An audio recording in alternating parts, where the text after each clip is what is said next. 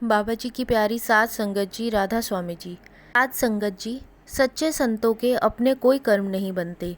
संत तो अपनी संगत के कर्मों के बोझ को हल्का करने के लिए संगत के कर्म अपने ऊपर ले लेते हैं। आज इस वीडियो में मैं आपको बाबा जी को कैंसर होने की वह बात बताने जा रही हूँ जो शायद बहुत ही कम संगत जानती है। हम सब जानते हैं कि कुछ साल पहले बाबा जी को कैंसर हो गया था। संगत जी, इस बीमारी का सही से पता लगने से पहले बाबा जी के गले में थोड़ी दिक्कत रहने लगी थी। तो जब बाबा जी ने डेरे के डॉक्टरों को दिखाया तो डॉक्टरों ने अपनी समझ के हिसाब से इलाज शुरू कर दिया। बाबा जी के कई टेस्ट किए गए, लेकिन बाबा जी के गले में दिक्कत और बढ़ने लगी और उन दिनों में बाबा जी को 103 से 104 बुखार रहने लग गया। तो बाबा जी ने दिल्ली के एक बड़े डॉक्टर को दिखाया, लेकिन वहाँ के डॉक्टरों को भी कुछ समझ नहीं आ रहा था। डॉक्टर ने सारे टेस्ट किए, लेकिन सभी टेस्ट नॉर्मल आ रहे थे और बाबा जी के गले में दर्द भी ठीक नहीं हो रहा था। तब तक वहाँ के डॉक्टर नहीं जानते थे कि जिनका वह इलाज कर रहे हैं वह कौन है। लेकिन जब डॉक्टरों को बताया गया कि एक पूर्ण संत हैं और संगत इनको प्रेम से बाबा जी कहकर पुकारती है, तो डॉक्टरों ने बाबा जी के आगे हाथ जोड़ दिए और डॉक्टर कहने लगे कि हे सच्चे पातशाह, आप ही कोई रंग दिखाओ, क्योंकि हमें कुछ भी समझ में नहीं आ रहा।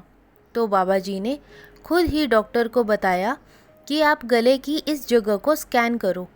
तो डॉक्टरों ने बाबा जी के कहने पर गले के अंदर के उस हिस्से में कैमरे से स्कैन किया तो डॉक्टर को समझ आ गया कि यहाँ कोई रसोली है। फिर जैसे जैसे बाबा जी बताते गए वैसे वैसे डॉक्टर ने चेक किया तो उन्हें समझ में आ गया कि यह कोई आम रसोली नहीं है, यह तो कैंसर है। तो इसके बाद बाबा जी का आगे का इलाज सिंगापुर में शुरू किया गया। इधर कुछ वक्त के लिए सत्संग कैंसिल कर दिए गए थे और संगत भी अब जान चुकी थी कि बाबा जी को कोई गंभीर बीमारी हुई है। संगत का अपने सद्गुरु के प्रेम में रो रो कर बुरा हाल हो गया था। सभी को बाबा जी की चिंता लग गई थी। सिंगापुर जाने से पहले जब बाबा जी नोएडा से वापस आए थे तो बाबा जी के साथ हर समय डॉक्टरों की एक टीम रहती थी और सिंगापुर जाने से पहले बाबा जी की कोठी में डॉक्टरों की निगरानी में इलाज चलता रहा। संगत जी, उन दिनों बाबा जी को 103 से 104 बुखार रह रहा था। तो बाबा जी ने बोला कि विदेश जाने से पहले मैं अपनी संगत से मिलना चाहता हूँ, लेकिन डॉक्टर ने बाबा जी को कोठी से बाहर निकलने को मना कर दिया। फिर बाबा जी कहने लगे कि मुझे 10 मिनट के लिए संगत के पास जाना है।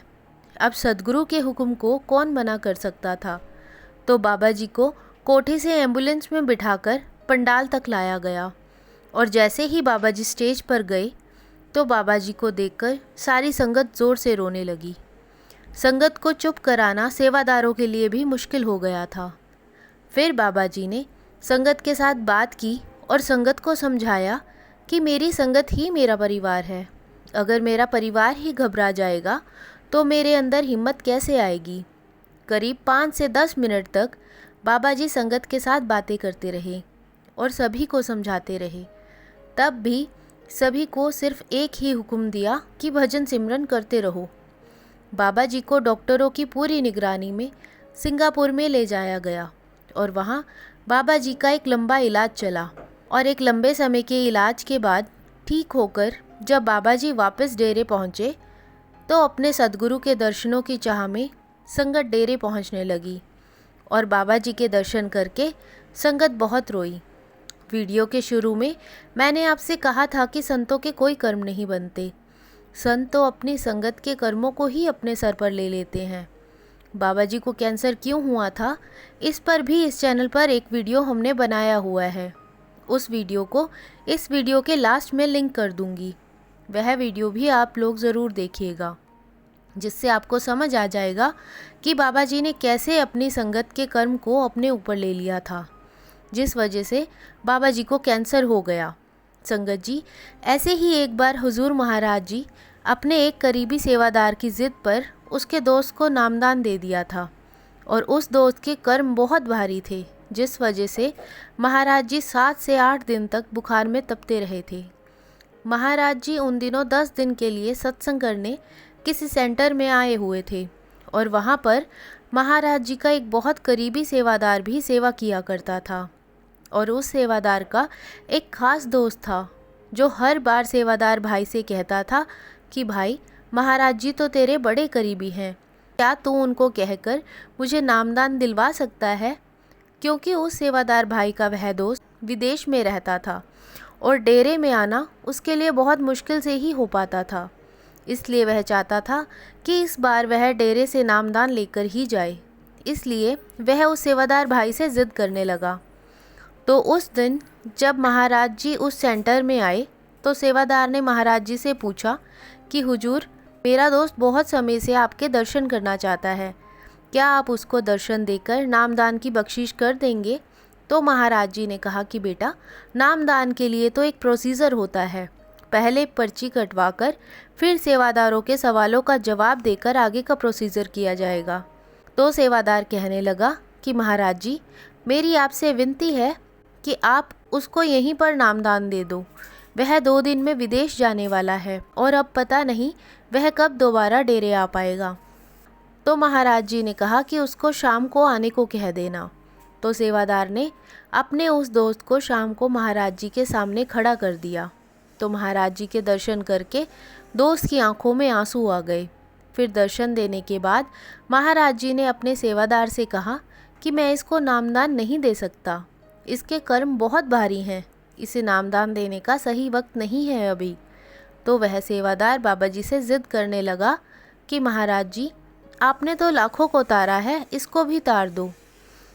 सेवादार की ज़िद पर महाराज जी नामदान देने को तैयार हो गए और नामदान देने के अगले ही दिन महाराज जी वापस डेरे आ गए, जबकि महाराज जी ने तो 10 दिन के लिए वहीं रुकना था। डेरे पहुंचकर महाराज जी को तेज़ बुखार चढ़ गया और महाराज जी 10 दिन तक कमरे से बाहर नहीं निकले। संगत जी, सेवादार के दोस्त के कर्मों को महाराज जी ने अपने ऊपर ले लिया था, जिसकी वजह से महाराज जी को अचानक तेज़ बुखार हो गया। ऐसे होते हैं पूर्ण गुरु।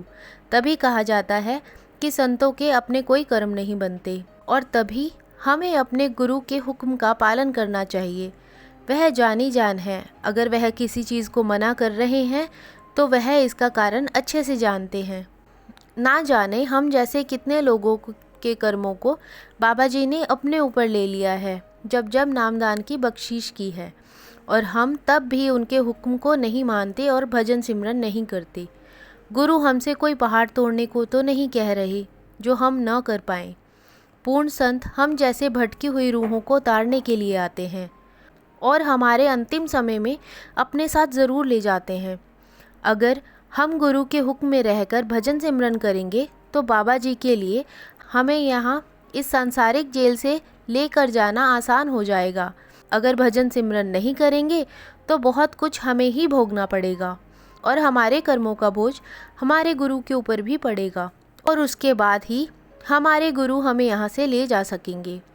करोड़ों लोग इस संसार में आते हैं और बिना किसी पूर्ण गुरु की शरण के चले जाते हैं, फिर उनका आना जाना कभी ख़त्म नहीं हो पाता। हम जैसे कुछ करोड़ ही नसीब वाले हैं जिन्हें पूर्ण गुरु की शरण मिली है। जब हमारे गुरु ने हमारे लिए इतना सोचकर हमें नामदान देकर हमारी जिम्मेवारी अपने ऊपर ले ली है, तो बुरे कर्म करके या भजन सिमरन को वक्त ना देकर अपने गुरु को कष्ट देने का हमारा कोई हक नहीं बनता। साथ संगत जी, आज की साखी अच्छी लगी हो तो कमेंट बॉक्स में राधा स्वामी ज़रूर लिखें। वीडियो को लाइक, शेयर और सब्सक्राइब ज़रूर करें। राधा स्वामी जी।